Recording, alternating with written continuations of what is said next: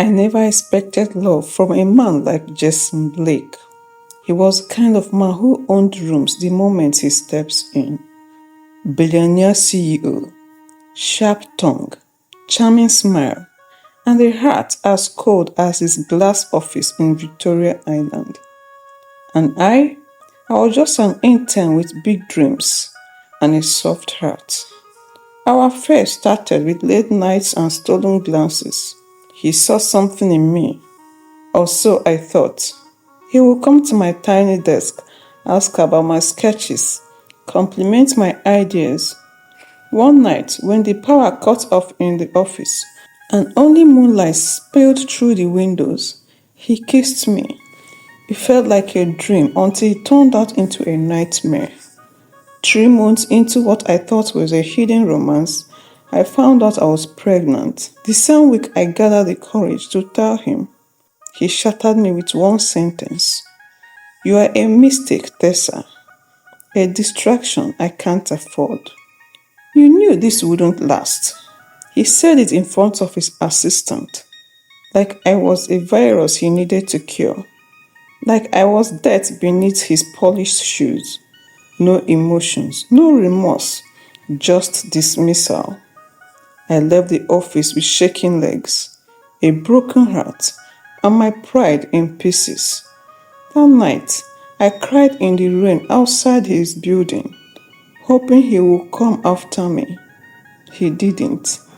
I vanished from Lagos the next day, left everything behind, moved to Port Harcourt with only my sketch pad, a few clothes, and my baby growing inside me. The first few months were hell. No money, no friends, no help. I sold fashion sketches to small boutiques, survived on crackers and gari. When Malik was born, I held him in my arms and cried, not just for the pain of childbirth, but because his eyes, they looked exactly like Jason's. Grey, stormy, unapologetic. I promised myself one thing. Jason Blake will never know this child. But life has a cruel sense of humor. 3 years later, I was running my own online fashion brand. I had my own apartment, a nanny, and a peace of mind. Until I found the letter. It was tucked beneath old bills and fabric samples. No return address. Just my name written in the handwriting I swore I had forgotten. Tessa, I know I hurt you. I don't deserve your forgiveness. But there are things you don't know. If you still hate me, I understand. But I need to see you. Please, come back to Lagos. I'll be waiting. My chest tightened. He didn't mention Malik. Did he know? Was this a trap? I thought of burning the letter, but instead I packed my bags. Lagos hadn't changed, but I had. I walked into Blake Tech in a fitted purple dress, heels clicking on the marble floor, and the same receptionist who once looked at me with pity now stood up and stammered, "Good afternoon, ma." Jason looked stunned when I entered his office. He was still powerful, still handsome, but there were shadows under his eyes now. Regret clung to his shoulders. "Tessa," he whispered.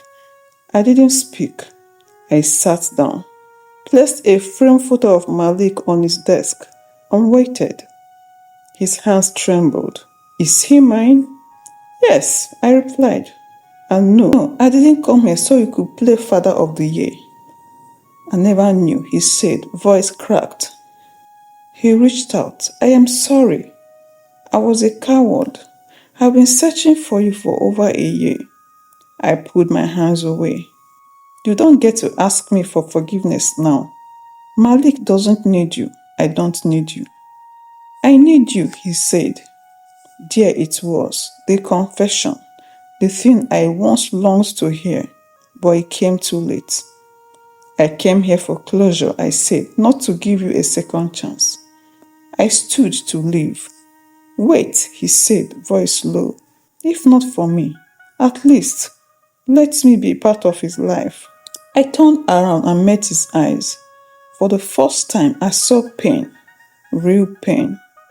Maybe, I whispered, but only if you earn it. Then I walked out.